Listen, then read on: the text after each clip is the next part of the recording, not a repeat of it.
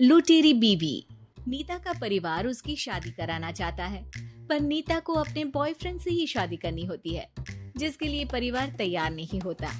इन्हीं सब उलझनों के बीच नीता के पापा उसकी मर्जी के खिलाफ राघव और नीता की शादी करा देते हैं। शादी ਤਾਂ ਤੁਸੀਂ ਮੇਰੀ ਕਰਾ ਦਿੱਤਾ, ਹੁਣ मैं भी देख दिया ऐ परिवार खुश किवें रहंदा है।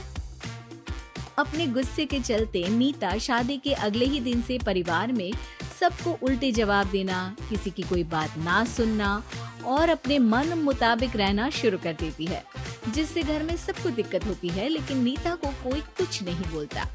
एक दिन सास नीता के पास आती है। बहू की गल, तुसी किवें नाल या किसी गल से नाराज हो? तुहानू मेरी फिक्र करन दी कोई लोड़ नहीं, मैं ठीक हाँ।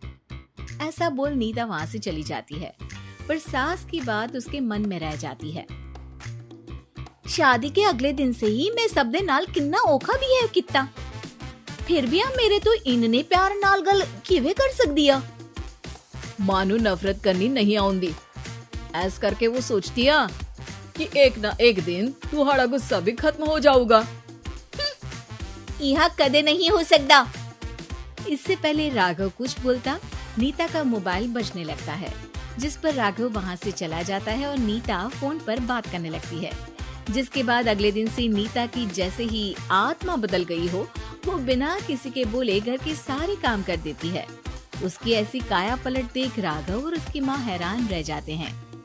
बहू तबियत शबियत ता ठीक सी? तबियत छड्डो मां, मैनू लगदा आ इसदा दिमाग हिल गया। ए तुसी दोनों की गल करी जांदे हो? मैं ठीक आ ते मेरा दिमाग भी।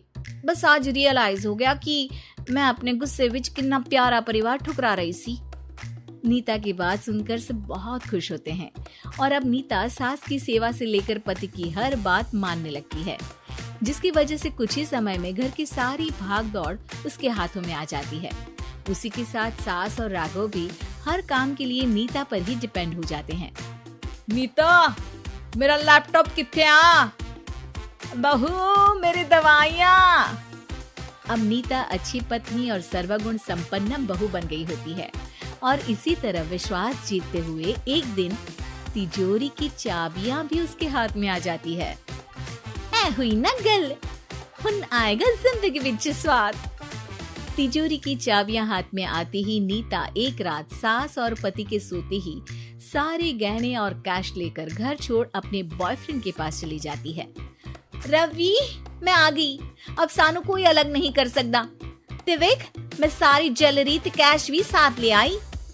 नीता की ये बात सुनकर रवि खुश हो जाता है और वो दोनों साथ रहने लगते हैं, जिसमें नीता पूरा समय काम करती है तो रवि उसके लाए पैसों पर ऐश करता रहता है। मैं तेरे तो प्यार कर दिया ता करके ससुराल छड़ाई, और एक तू आ जो पैसों दे आगे कुछ भी नहीं देखदा। ओ महारानी अपने काम तो काम रख, मेरे ते जुबान लड़ान दी जरूरत नहीं, वरना इस घर तो बाहर कर देना है। ऐ मेरा घरा तेरा ससुराल नहीं, जीवे मन किया रहली इथे रहन लाई, हाथ चला जुबान नहीं। रवि की बातें सुन नीता के सिर पर जैसे आसमान ही टूट जाता है। एक तेरे करके मैंने अपने माँ पियो नाल उस भले चंगे ससुराल नु भी धोखा दिता ते तू छड्ड परे, मेरी ही गलतियां जे आखा उत्थे तेरे प्यार दा पर्दा डाल, उस दिन फोन ते तेरी गल्ला विच आ गई। जे नहीं आउंदी ता आज खुशी नाल उथे ही बैठी होनी सी। ए भाषण उन्ना दियो जिससे इसका फर्क पड़े, मेरे कॉल नौटंकी नहीं।